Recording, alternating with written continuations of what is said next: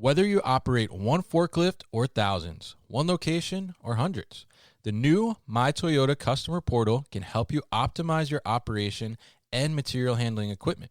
This one-stop, free-to-use platform is designed to help you take control of your information and make smarter decisions, all at the touch of a button. Register and access your data today at my.toyotaforklift.com. That's my.toyotaforklift.com.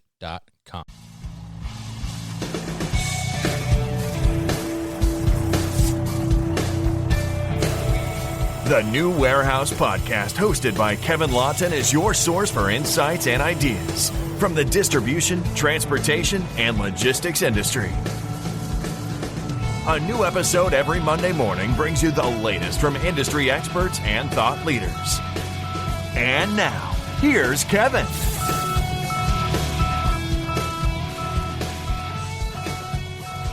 Hey, it's Kevin Lawton with the New Warehouse Podcast, bringing you a new episode today. And on today's episode, I am going to be joined by Itamar Zur, and he is the co-founder and CEO at Veho. And Veho is providing e-commerce delivery services, and we're going to dive into the Veho story, which I think is going to be pretty interesting. And we're going to talk a little bit about delivery services in general. What does the market look like right now? What are customer expectations around delivery, that speed of delivery, quality of delivery, and touch on some of the challenges for e-commerce shippers right now as well. So, Ita, welcome to the show. How are you? I'm doing great. Thanks, Kevin, for having me. I'm excited to have the conversation today. Definitely happy to get you on the show here and talk about all these things. I mean, we see Veho all over the place. So when we go to all these trade shows and everything, and you know, there's a lot of buzz about you guys in the industry, especially around e-commerce. So very interested to dive into the story here with you today and talk to you. So why don't you kind of tell us a little bit about the background there and tell us how you kind of came to, you're the co-founder. So tell us how you kind of came to found Veho. And I saw you have some law experience as well. So I'm very curious to hear, you know, where do you go from law to e-commerce delivery? So why don't you give us kind of some background? Yeah. You know, I'll tell you a quick anecdote. I went to business school, and in business school is where I started the company. And I'll go back in time and I'll tell you the whole initiation story. I took a class with a professor, and the professor was talking about founder market fit. You know, he was trying to make the case that founders are going to be more successful, statistically speaking, if they start companies in areas that they had some experience in. And I can tell you that cannot be farthest from the truth for me. I had no experience whatsoever in logistics when I started Veho. Let me go back in time. I went to law school. I'm Israeli born and raised. I did go to law school, and I decided that I did not want to practice law. And I took a job at Procter & Gamble back in Israel, the consumer brand company. And we'll get back to that in a minute. And I had a chance to work afterwards at a fast-growing startup. It's called Monday.com. Yeah, I was one of the first employees. It was a very successful IPO, one of the most successful software companies coming out of Israel. And when I moved to the US in 2015, I had already made up my mind that I wanted to start a company, except that I did not know what company I wanted to start. Okay. And I was looking for problems to solve. And one of the problems that kept coming up was that when I moved to the US, I started becoming an e-commerce consumer. That wasn't a thing back in Israel, back when I was living there. Started to buy online, and things would get delivered to my door, but they would also get stolen from my door all the time. And I would walk into my building campus. There's a big glass door. Walk in, and there's maybe 50 or 60 those sticky notes that UPS or FedEx leave to you on the door. Sorry, we missed you. We'll come back tomorrow. I'm like, I'm not going to be here tomorrow. How do I communicate with you? How do I tell you where to bring the package? It's not hard. I just need you to communicate with me. Yeah. And then, lastly, I had a case where I purchased a subscription box. It's one of those national meal kit providers. And it was a Monday that I was waiting for the food. So I did not buy food for that day. I came back from class Monday evening, and the box did not arrive. And not only it didn't arrive, I also didn't know where it was. There was no tracking page. There was no way to communicate, to ask questions. So I went to sleep hungry. It's a true story. And the following day, I called the customer service team of that company, and they said, "We don't know where it is. We got to call the shipping company." Yeah, it's a regional shipping company in the East Coast. I called in, nobody answers the phone. You don't know, you don't get the information. I was so frustrated. They canceled the subscription before I even tried the product for the first time. Oh, wow. And now I'm going to connect all the dots to you back in time. I had this moment when I said to myself, it's Procter & Gamble. We had this concept called moment of truth. The moment you go to the store, how you feel about the product, where it sits on the shelf, the messaging, it's going to make a big difference on whether you buy the product in the first place or not. And that moment of truth was so important to nail. And then when you take that product home, second moment of truth, you open it for the first time, the way the shampoo feels on your hair, the shaving balm, whatever that is, if it feels great, if it lives up to the promise, you are much more likely to become hooked, to become a repeat customer. And Procter & Gamble has built one of the greatest companies in the world around that concept. Yeah. And that moment of truth was completely missing from e-commerce logistics because of all the experiences that I just described to you. And in particular, that brand that I spent money on and they spent money on merchandising and branding, I couldn't get that package delivered. And I decided that it's about time to start solving that and create a new moment of truth for e-commerce logistics and bring the brand experience all the way to the consumer door experience. And by doing that, create this repeat purchase, the customer loyalty that was so missing from that game. So that's the initiation story. Interesting. Very interesting. So all because you were hungry one night. I think that's a good, good motivator, right? Right. The necessity is the mother of all invention. So. That's true. That's true. Yeah. Yeah. Very interesting story there. And I mean, it's very interesting too. And I love the fact that you kind of touched on, that communication aspect, because I think that as we saw, e-commerce evolve, and I think I see that you guys have been around since 2016, right? Is that correct? 2016, correct. Yeah. So, as we've seen kind of that evolution, right? It's almost like some of the traditional things out there, right, have not been able to keep up with how our consumer lives react, right? I mean, 2016, obviously we're texting and emailing, no problem, all that kind of thing. And like you said, that communication, well, how do I tell you that? Hey, I'm just not going to be here tomorrow. Can you deliver on Thursday instead or something like that, right? That was certainly missing. And so it's great that you took kind of those painful experiences, I guess you could say, and took them and tried to solve for that. So I'm curious, I mean, when you think about delivery, right? I mean, obviously the mind kind of goes to the big guys that have been around for forever, right? UPS, FedEx. And I'm curious, how was your mindset around, kind of coming to the plate and challenging them a bit. And because obviously, you're mentioning the tags that they leave and there's no communication. And, I think sometimes companies, they get so big that, they kind of lose those little touch points that could make the experience a lot better. But, this, when they're that big, it's well, you're still going to use us, right? In a sense. But, how did you feel about hey, I'm going to go, challenge these, huge companies and try and just create a better experience than what they're doing? Well, I'll be honest. At the first place, I wasn't thinking that we're going to challenge UPS or FedEx. That wasn't the plan per se. The plan was to solve my own problem, which is I couldn't get stuff delivered to my door. And Veho initially started as an idea to actually have consumers reroute their packages to some 7-Eleven across the street. It's a concept that is quite prevalent in Europe. It's called Podu pickup, and it's order online, have it delivered to some other address. And we tried to do it in the US. It wasn't to compete with UPS and FedEx. It was to build on top of their solution. And that's the business that I started. And I went and I snuck into apartment buildings to put slippers on people's doors to have them sign up. And nobody signed up, 0 people signed up. I spent an entire summer on this thing. It went nowhere. So from there, I had to ask myself, okay, what else do we need to do? And then the next idea was to build a solution for existing delivery companies. So not UPS and FedEx initially, but there is an industry of regional delivery companies in the United States. We're competing with those companies today directly. But initially, the idea was to build a solution that would allow them to have better technology to communicate with end customers and to use individuals in their personal vehicles, crowdsourced drivers, if you will, in order to provide a better delivery experience. We can go into why that matters.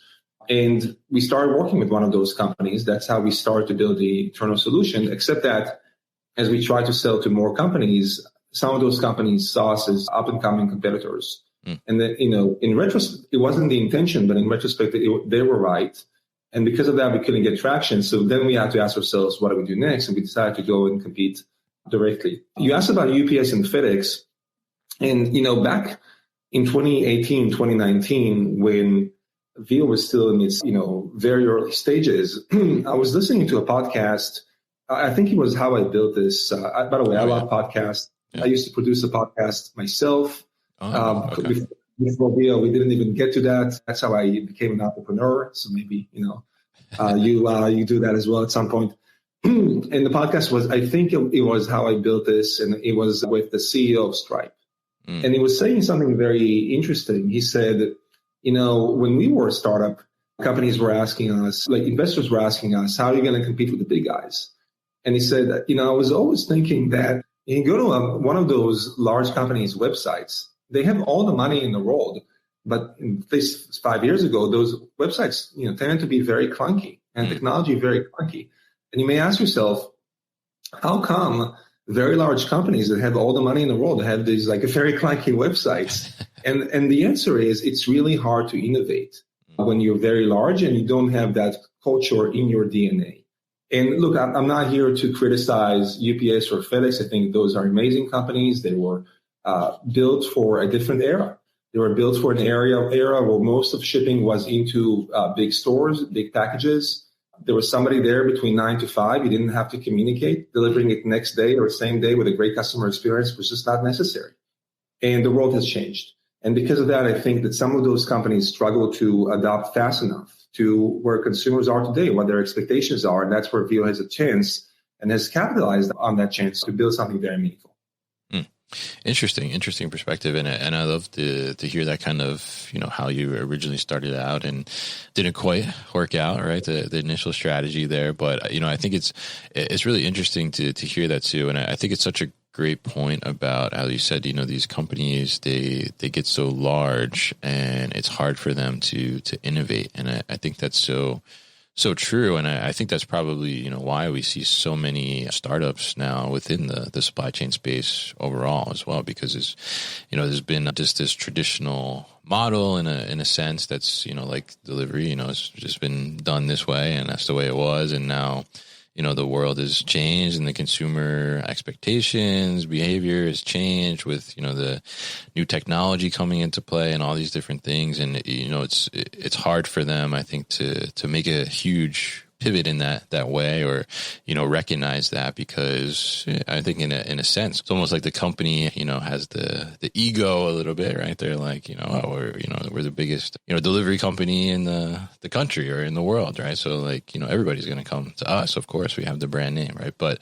it's certainly, as you start to kind of chop away at that, it's like, well, there's bad experiences happening, and then that just kind of, somebody gets a taste of a better experience, and they're switched, right? So I think it's really interesting to hear kind of the insight from you on that side of things. Now, as we talk about kind of the Veho experience, I guess, right? We're talking about customer experience here. So, what would you say kind of sets the experience when utilizing Veho apart from some of the other delivery services that are out there?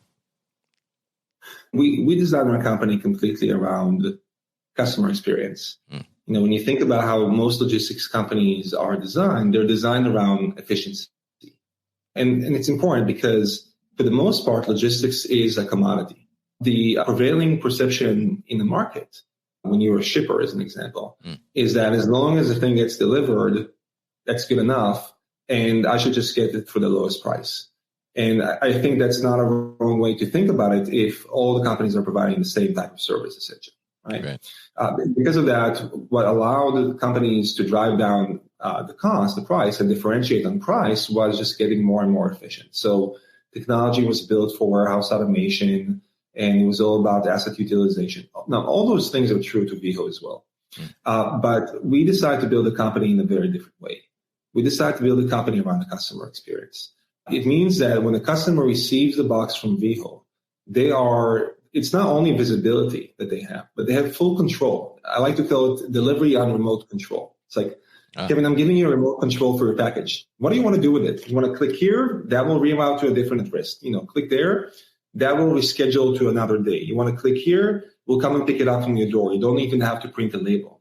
And we communicate with the customer. It's a back and forth communication that allows customers to say, hey, I'm not going to be home, come back tomorrow. Or, hey, here's an access code to my building, but don't go up to the 5th floor because somebody's going to take it from the door. I want you to bring it, from the back door as an example. And the engagement is really, really high. And that gives people the sense of comfort, control. It's like we're taking away that headache of the order online. When will it arrive? And, will it be stolen? What's going to happen? Can I return it?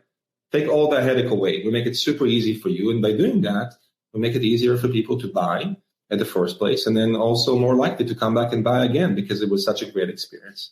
So we designed the company around that. What does it mean? It means you need to have the right people in place. People are obsessed about customer experience. Yeah. So obsessing over experience is one of the core values of the company. And we really find that, we talk about customer success stories and how to go above and beyond. And I can tell you stories if you want to get into them about things that are kind of crazy that we've done because we care so much about providing every experience is going to be a great experience with Veho. And then you got to have the technology.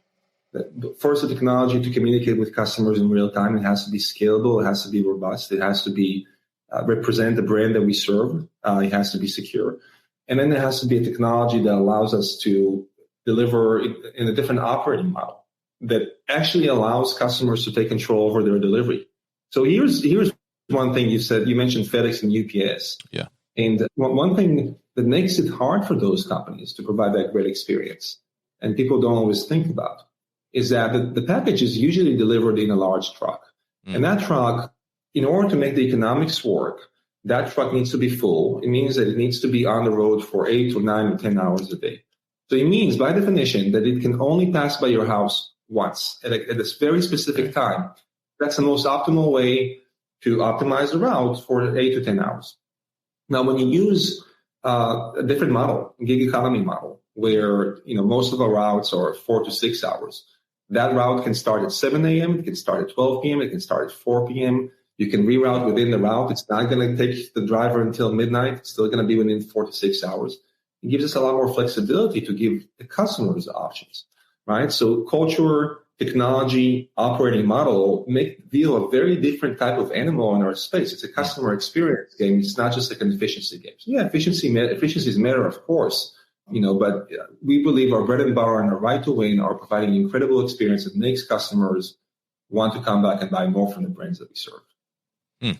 Very interesting. And I think, it's such a great thing that you're obsessed with that experience, like you said, as one of your core principles. I mean, I think that's so key. And I love the fact that you're saying that, hey, we can, you want to deliver later, you want to deliver to a different address. Like, I think that's such a great thing to be able to accommodate and be able to give the consumer that experience, because at the end of the day, I mean, it's going to make them more likely to, work with whoever the brand is or the shipper is in the first place and reorder from them. And I've certainly had some times too where, in these days where we see that, we have autofill forms and, we have multiple addresses on certain accounts and things like that where I've, automatically selected the wrong address and I'm like, oh, how could I change that in transit? Like, it's not going to show up where I need it to show up.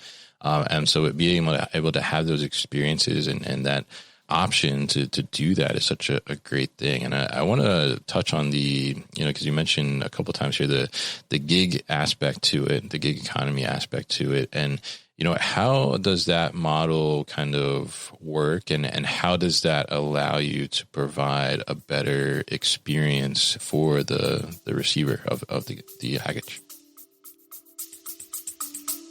We'll be back after a quick break. You hear a lot about supply chains these days, because if the past couple years have taught us anything, it's that an efficient, well-managed supply chain is absolutely critical to keeping businesses successful and consumers happy. I'm Will Haywood, and I host a podcast called All Business, No Boundaries, where we talk about supply chains, how they work, what happens when they don't, and the innovations that are redefining what's possible in the world of logistics. Join me for insightful interviews with thought leaders and industry experts. We discuss how optimizing supply chains can break down the barriers that are holding businesses back. That's All Business, No Boundaries by DHL Supply Chain. Listen and subscribe wherever you get your podcasts.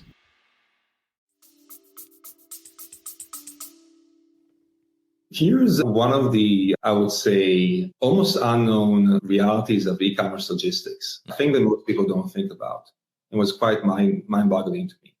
The volume, the number of packages that is shipped across the United States, as an example, everybody knows that during the holiday season, that volume goes up significantly, right?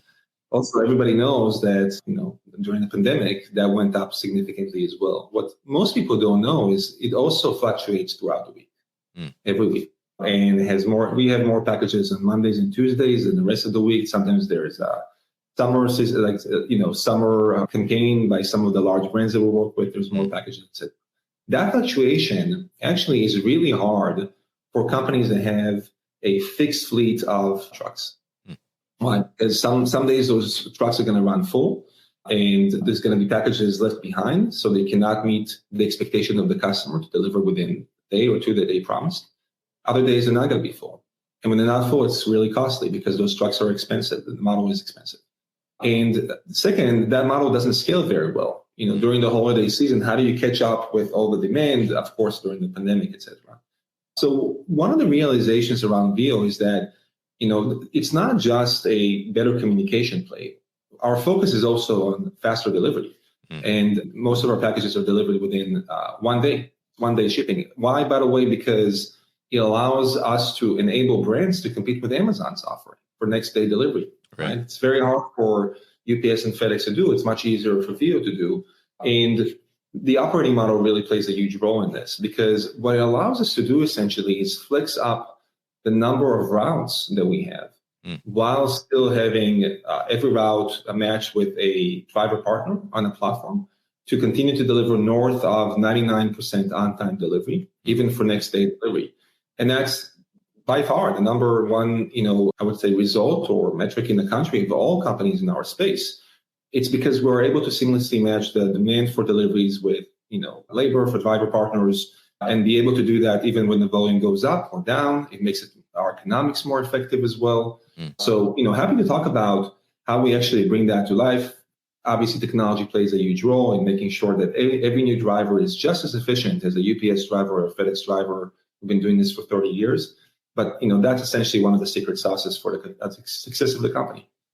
Yeah. And I think it makes sense to create and have that flexibility to do those different things, like you said, to be able to handle those fluctuations in volume. Because if you have your own fleet of trucks, even, you probably for part of the year have some trucks that are just sitting empty waiting for peak season, right, to be ramped up and all those different things, and maybe you don't have enough even at some point, right? So being able to bring in these gig workers and have them utilize their vehicles and things like that, I think gives you a lot more flexibility, almost infinite flexibility in a sense, maybe not infinite, but a lot more flexibility extended, right? So, how does that work, right? Because if we look at, probably the most known, gig economy thing out there is Uber, right? Or Lyft, right? And, it's pretty much anybody with a car could just pick you up, right?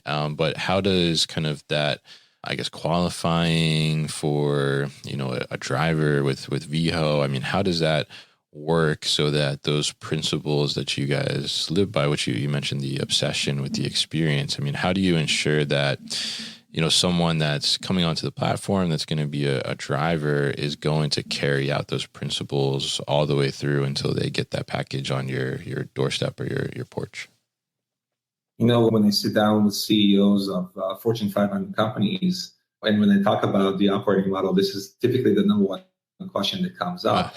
How do you get the quality? These are my customers, and the customers, interacting with the customer is one of the most sensitive things. If you do a bad job, they're going to penalize me, the brand, for you. So how do you make sure drivers actually live up to the promise?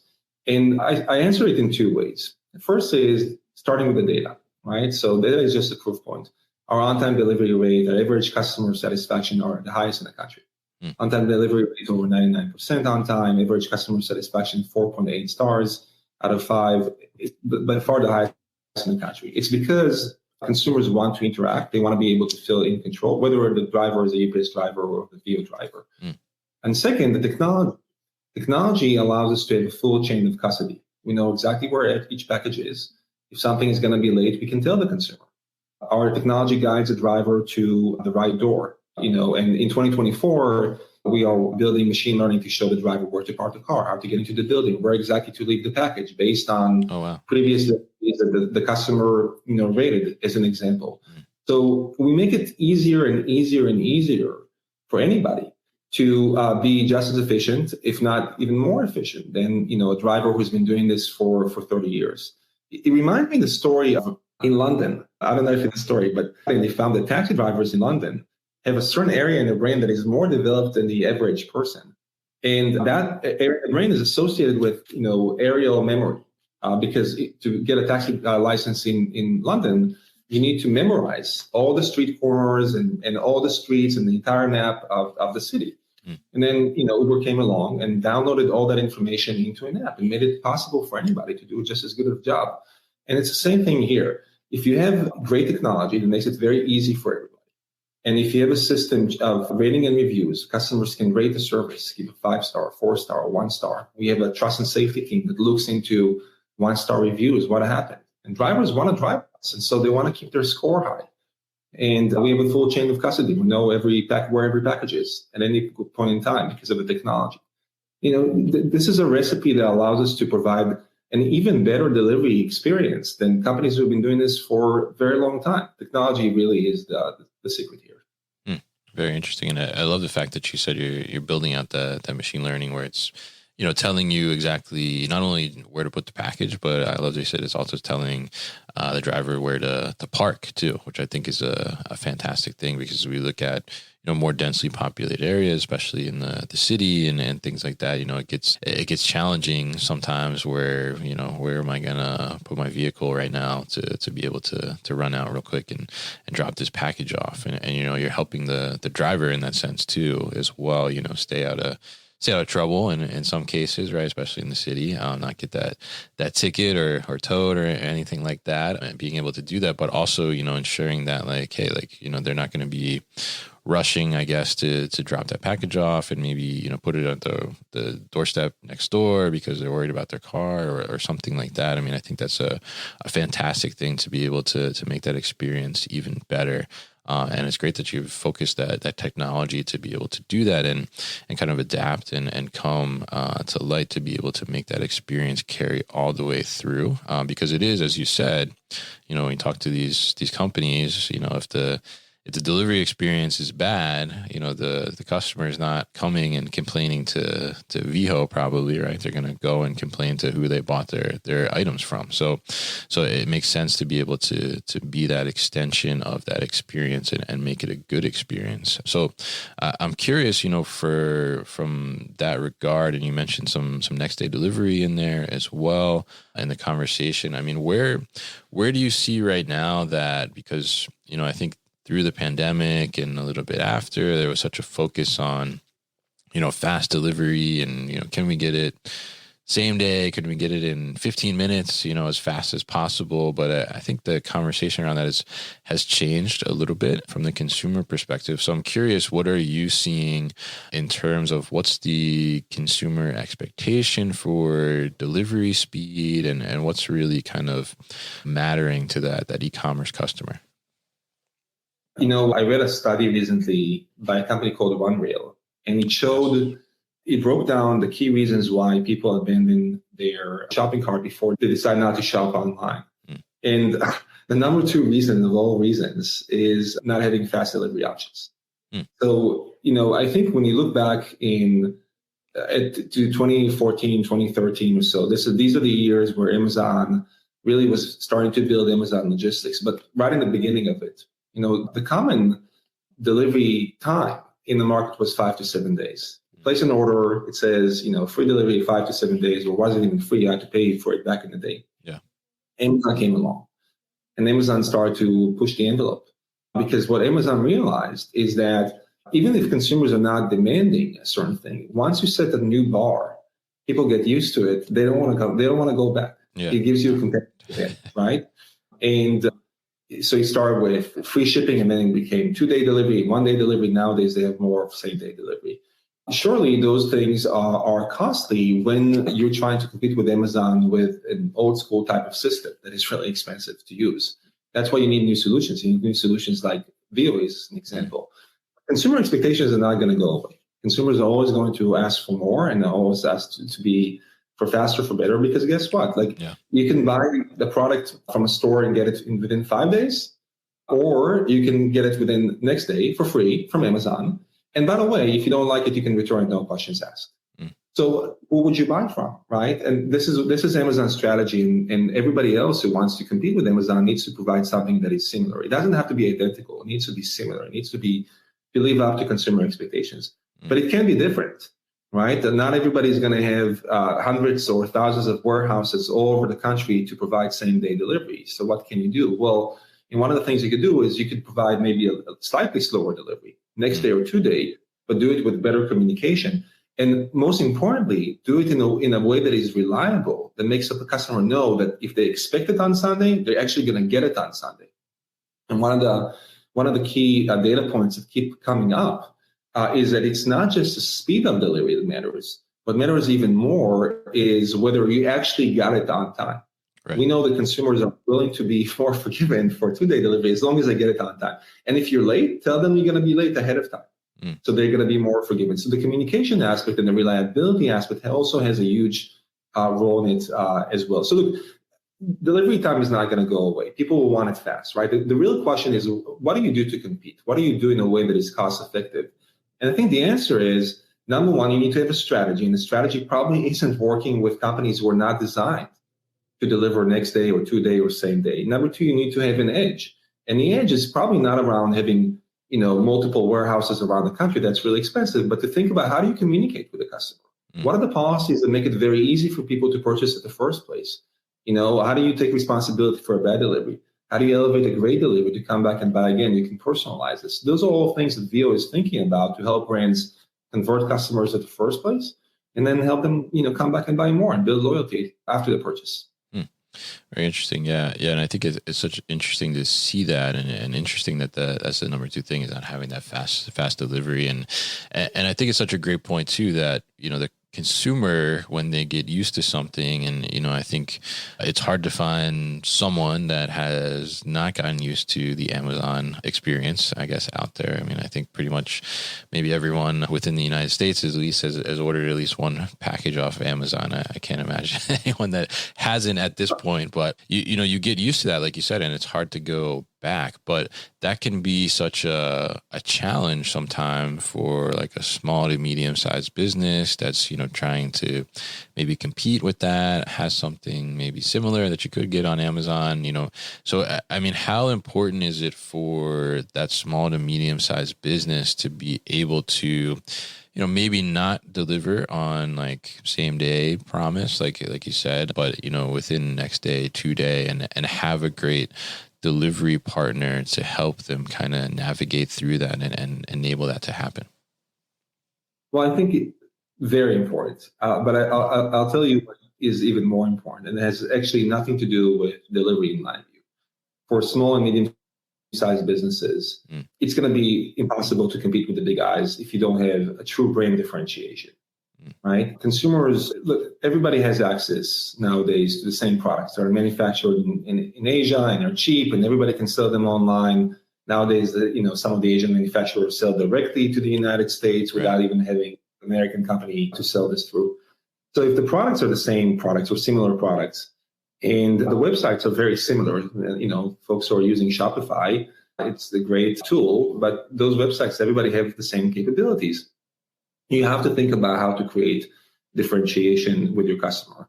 So you either build something very different product, or you build a credible brand. An incredible brand also means an incredible customer experience, right? And making sure you have great customer service, take care of every customer, make sure they feel valued. So within the customer experience, now you have to start thinking about delivery, right? What is a great delivery experience? It's probably not 5 to 7 days. It's probably faster than that. probably 1 day or 2 day, whatever customers are, expecting nowadays. I mean, but it doesn't have to be the best, the fastest quite yet, but it needs to be sort of on par with what other companies are providing. And in the past 7 or 8 years, there has been a major shift in the warehousing space. We're talking, this is a warehousing podcast, right? So this is interesting, not necessarily what Veho does, but certainly what Veho capitalizes on. There are a lot of companies out there, some of them are technology companies that allow, small and medium-sized retailers to deploy their inventory in multiple places around the United States. It's like an Airbnb for warehousing. We work with some of those companies, I won't mention names. So you can actually, if you get sophisticated with some numbers and analysis, you can actually think, well, in Los Angeles, most of the consumers buy these 20% of SKUs. I should deploy those SKUs at a warehouse outside of Los Angeles. I don't have to run it myself. And then all of a sudden, I can work with a local company to get the stuff from the warehouse to the consumer door within a day or two. Right? There's a cost to it for sure, inventory management cost, but there's also the added value of being able to increase sales, increase conversion, increase customer retention. And the real money in e-commerce is not on a single purchase, not in most cases. Well, you can make money on selling a car once or selling a very expensive set of glasses once. For the most part, it takes several purchases to turn a customer to a profitable customer, because it takes money to acquire that customer in the first place. So you got to make a profit over several purchases. So brands, in all that context, the small and medium-sized companies need to be thinking about how do you create great customer experience that leads to repeat purchase, high customer lifetime value, that makes the customer profitable, and then think about how do you manage your inventory in a way that allows you to work with, more regionalized delivery companies that provide a great experience and faster delivery. That's how I would think about it if I were in their shoes.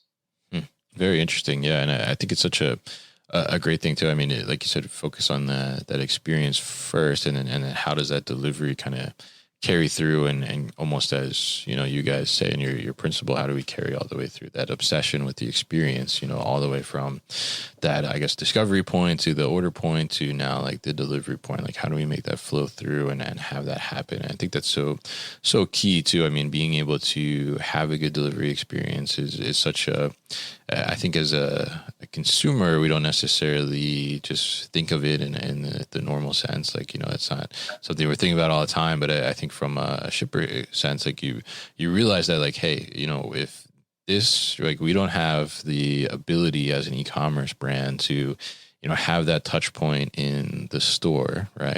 And maybe we don't even have that ability to even talk directly to the customer at any point, because they just don't engage us on a chat or an email or whatever the case may be. But, when they get that product, that's when we have like a moment to shine, right? Either, first our product needs to be good, right? But also, like, is it coming when it's supposed to, is it delivered where it's supposed to be, and all those things. So, I mean, it's such a great thing to see kind of that focus on the experience overall, and how you're able to leverage what you've built to help businesses be able to provide that experience too. So I think it's really fantastic how this is kind of developed, and you're solving your pain points. So, I mean, I got to ask, I mean, are your deliveries better now? What do you say? Yeah, mine, but hopefully for many other folks, we cover a third of the U.S. population now. We want to become a national player soon. One thing we didn't talk about as part of the experience, and I think it's so critical nowadays, is the returns experience. And that relates directly to your previous question, Kevin, about small to medium-sized retailers. If you have a warehouse in the middle of the country, it may be expensive for you to deliver 1 day or 2 days, again, unless you decide to deploy your inventory in other warehouses. But one thing that may not be very expensive for you, it can actually be a competitive advantage for you, is the ability to enable doorstep pickups from your consumer doors. Because guess what? You don't have to have a warehouse there. The customer already has the inventory and product in there. And one of the things we find is that more and more consumers make their purchase decisions based on how easy the returns is. And many e-commerce companies think about returns as a cost center. It is a cost center, right? Ideally, the customer buys something and they keep it and they're happy. Yeah. But I think the better way to think about it is not necessarily of cost, but more of a ROI. Well, the customer may return it once, may return it twice. But because they return it easily, they're much more likely to come back and buy more. They're much more likely to place an order in the first place.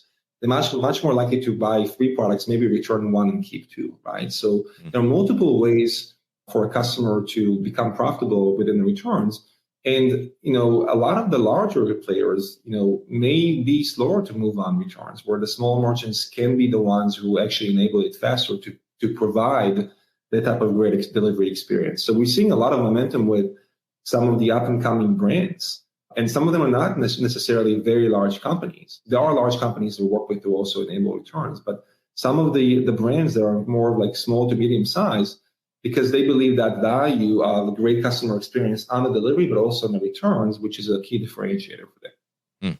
Yeah, very interesting point there, and I think that's such a good thing too, because I'm certainly guilty of getting something and wanting to return it, and then the instructions are a little too much and it's still sitting in my house somewhere, right? Like so much longer later, I never got returned. So I mean, it does make such a difference too, I think, in that experience. And it's great that you're able to leverage that. Like you said, it's already there, so let's pick it up and let's get it to where it needs to be. And being able to provide that returns experience just kind of goes the extra mile, I guess, on the reverse last mile, reverse new mile. I don't know what you would call that part of the mile, but yeah, I mean, it makes so much sense to be able to tackle that too as well. So very interesting talking to you here, Ita, and kind of learning all about the Veho development and evolution over time and experience, and very interested to continue to see kind of the evolution of the business and how you continue to expand to become that national player, as you just mentioned. And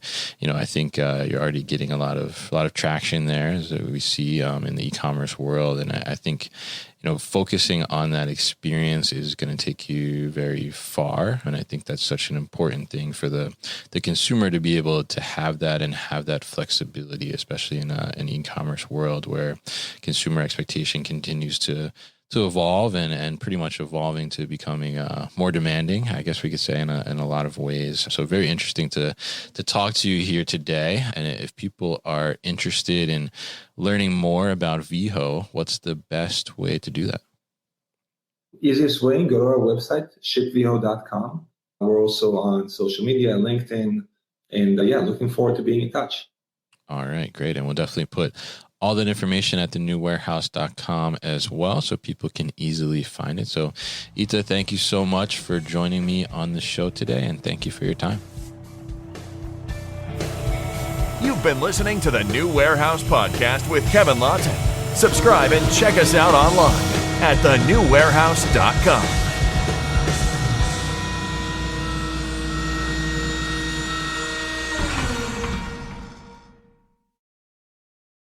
Thank you for listening to this episode. If you want more content from the New Warehouse, check out our new video series called All Hands on LinkedIn. Just search for the New Warehouse on LinkedIn and follow along.